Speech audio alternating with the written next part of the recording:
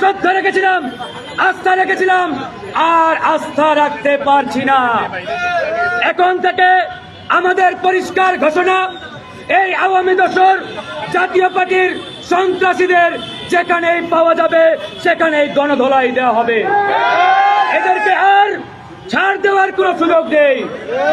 এরা ইতিমধ্যে এই বাংলাদেশকে বেকায়দায় ফেলার যে দুঃসাহস দেখিয়েছে, আজকের পর থেকে এই জাতীয় পার্টিকে আমরা ক্ষমা করতে পারি না।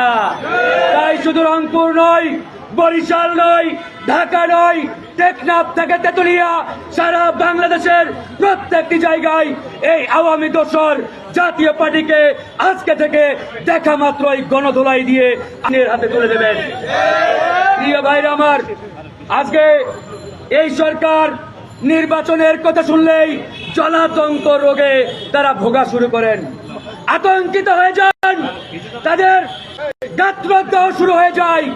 আমরা বলেছি নির্বাচন অবশ্যই ডিসেম্বরের মধ্যে হতে হবে। নির্বাচন যত বিলম্বিত হবে ততই বাংলাদেশে জাতীয় পার্টির মতো আওয়ামী চান্ডা পান্ডারা এই দেশকে আবারও বিপদের দিকে ঠেলে দেওয়ার চেষ্টা করবেন।